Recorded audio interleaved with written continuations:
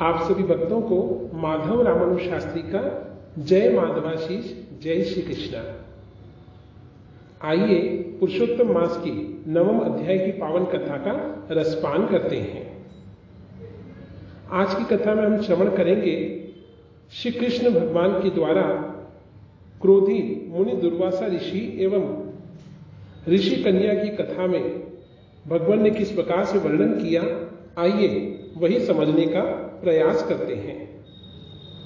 ओम शांतकारं भुजगशयनं पद्मनाभं सुरेशं विश्वधारं गगनसदृशं मेघवर्णं शुभांगं लक्ष्मीकान्तं कमलनयनं योगिभिर्ध्यानगम्यं वन्दे विष्णु भवभयहरं सर्वलोकैकनाथम्। बोली श्री वृंदावन बिहारी लाल की जय, श्री मोर मुकुटवंशी वाले की जय, पुरुषोत्तम भगवान की जय। श्री सूत जी बोले, इसके बाद नारद जी मुनि आश्चर्य से मेधावी ब्राह्मण की पुत्री का अद्भुत वृत्तांत पूछने लगे। हे मुनि, वह मुनि पुत्री फिर उस तपोवन में क्या करती रही और किस प्रकार मुनि ने उनके साथ विवाह किया। श्री नारायण बोले, वहां उस पुत्री को अपने पिता की रह रहकर याद आती थी और बार बार शोक से व्याप्त हुआ करती थी।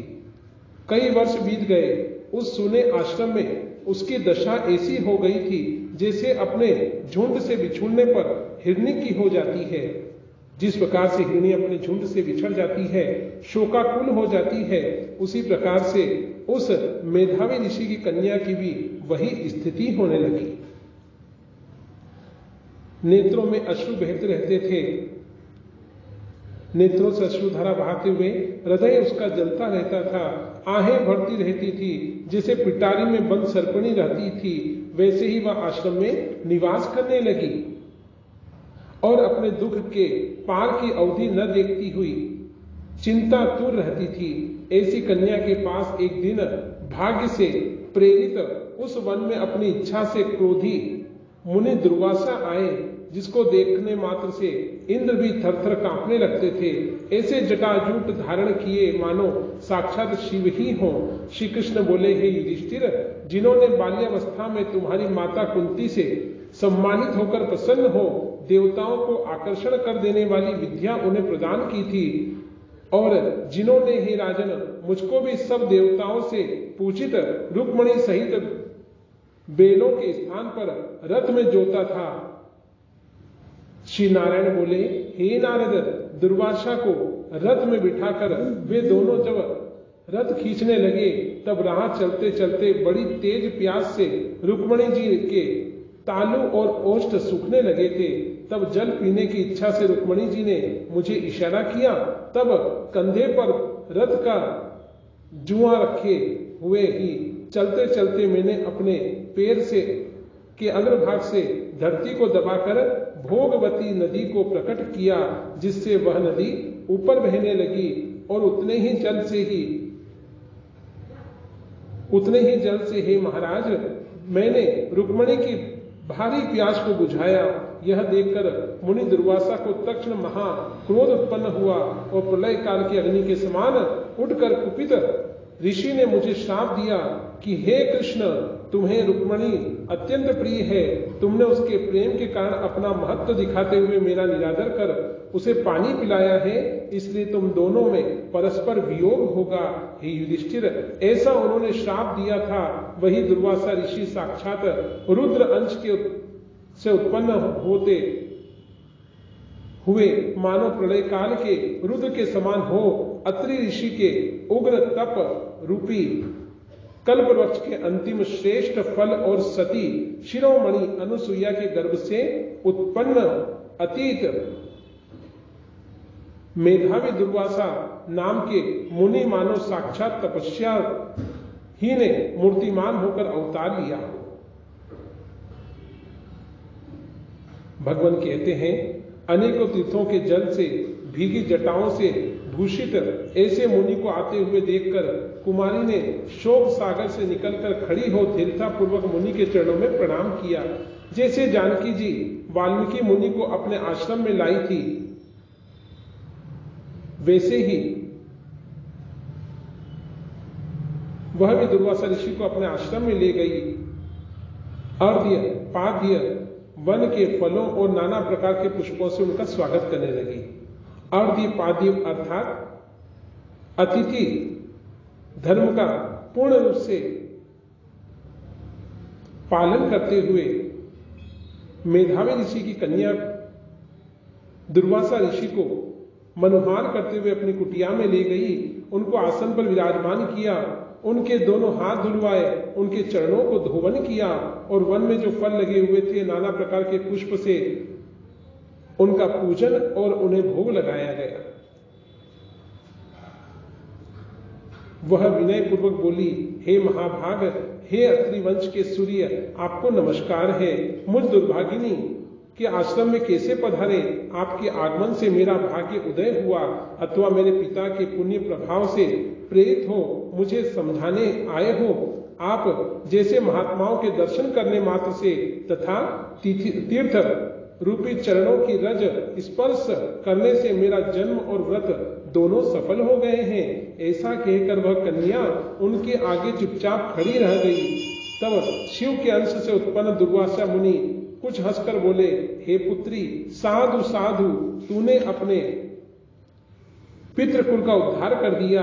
यह मेधा ऋषि के श्रेष्ठ तप का ही फल है जो तुम जैसी कन्या का जन्म हुआ है। मैं कैलाश से तेरी धर्मपरायणा जानकर ही तेरे आश्रम में आया हूं और तुम्हारे द्वारा सम्मानित हुआ हूं। हे वरारोहे, मैं अब नारायण देव सनातन मुनि का दर्शन करने शीघ्र ही बद्री का आश्रम जा रहा हूं, जहां वे लोग कल्याणार्थ उग्र तप कर रहे हैं। कन्या बोली, हे ऋषि, आपके दर्शन से ही मेरा शोक रूपी समुद्र सूख गया है। हे मुनीश्वर, आपके सांत्वना देने मात्र से मुझे संतोष की प्राप्ति हुई और आपने कहा कि तेरा भविष्य अत्यंत उज्जवल है। परंतु हे मुनिराज, मैं शोक की ज्वाला से जली जा रही हूं। हे कृपा सिंधु, हे कल्याणकारी, क्या आप उसे नहीं जानते? इस दुखाग्नि को बुझाने का कोई उपाय कहिए। मेरे विचार में कोई भी हर्ष उपजाने वाला नहीं दिखता। मेरे माता पिता भाई आदि कोई भी नहीं है जो मुझे दुख रूपी समुद्र से बाहर निकाल सके और बचा सके। मैं कैसे जीवित रहूं? जिधर देखती हूं उधर ही मुझे सुना ही सुना दिखाई देता है। हे तपोनिधे, शीघ्र ही मेरे दुख के निवारण का कोई उपाय कीजिए। कोई भी मुझसे विवाह करने के लिए तैयार नहीं होता है। यदि समय पर विवाह नहीं हुआ तो मैं धर्म भ्रष्ट हो जाऊंगी, इसका मुझे महाभय रहता है। इसी कारण न रात को निद्रा आती है और न भोजन में रुचि रहती है। हे ब्राह्मण, अब मैं मृत्यु चाहती हूं, बस यही मेरा निश्चय है। ऐसा कहकर वह रोती बिलखती मौन हो गई। तब दुर्वासा उसके दुख का उपाय विचारने लगे।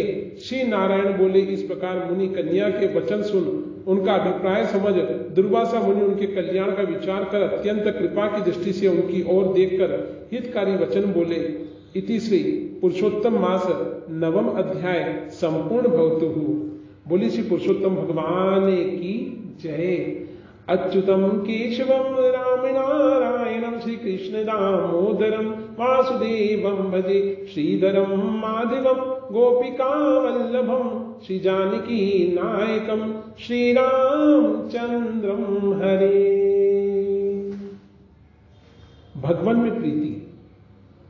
कहा जाता है कि संसार में जब प्राणी जन्म लेता है तो कितने ही रिश्ते नातों के मोह माया के पास में वो बंध जाता है। माता पिता उसके होते हैं, भाई बहन होते हैं, बंधु सखा होते हैं। युवावस्था में विवाह हो जाए तो पति पत्नी का संबंध होता है, फिर संतान में प्रीति लग जाती है। किंतु इस पूर्ण जीवन में हम भगवान को भूल जाया करते हैं। किंतु सबसे पावन संबंध इस संसार का होता है, तीनों लोगों का होता है, और वह पावन संबंध है भक्त और भगवान का। जहां भक्त और भगवान के भाव मिल जाते हैं, जहां प्राणी के मन में किसी भगवान के प्रति रुचि और भक्ति श्रद्धा जागृत हो जाती है। भक्ति और श्रद्धा जागृत हो जाए, समझ लो कि वहां प्रेम सगाई हो गई है। यही प्रेम सगाई हुई थी श्री राम जी की बेर खाते हुए शबरी के साथ, यही प्रेम सगाई हुई थी। श्री कृष्ण भगवान जब विदुर के घर भोजन ग्रहण करने के लिए गए थे और विदुर और विदुराणी के साथ उनकी प्रेम सगाई संपन्न हुई थी। यही प्रेम सगाई है जो मीराबाई के साथ श्री कृष्ण भगवान की थी, और यही प्रेम सगाई है जो कृष्ण की पार्थ अर्जुन के साथ थी। तो आइए सुनने का प्रयास करें और भगवान का सुमिरन करें। हो सबसे ऊंची प्रेम सगाई, सबसे ऊंची प्रेम सगाई, सबसे ऊंची प्रेम सगाई। दुर्योधन के मेवा त्यागे, दुर्योधन के मेवा त्यागे, सागरी दूरी घर खाई। सबसे ऊंची प्रेम सगाई, सबसे ऊंची प्रेम सगाई। झूठे बेर शबरी के खाए, झूठे फल शबरी के खाए, भूले गए रघुराही। सबसे ऊंची प्रेम सगाई, सबसे ऊंची प्रेम सगाई, सबसे ऊंची प्रेम सगाई। प्रेम के वश पारथ रथ हाक्यो, प्रेम के वश अर्जुन रथ हाक्यो, भूले गए ठकुराई। सबसे ऊंची प्रेम सगाई, सबसे ऊंची प्रेम सगाई। ऐसी भक्ति करी मेरे सतगुरु, ऐसी भक्ति करी मेरे सतगुरु, दिन दिन बढ़ते समायो। सबसे ऊंची प्रेम सगाई, सबसे ऊंची प्रेम सगाई। प्रेम के वश निप सेवा कीनी, प्रेम के वश राजन सेवा कीनी, आप बने हरि नाही। सबसे ऊंची प्रेम सगाई, सबसे ऊंची प्रेम सगाई। वो सबसे ऊंची प्रेम सगाई। बोली श्री वृंदावन बिहारी लाल की जय, रंगीली राधिका महारानी की जय, बोली पुरुषोत्तम भगवान की जय।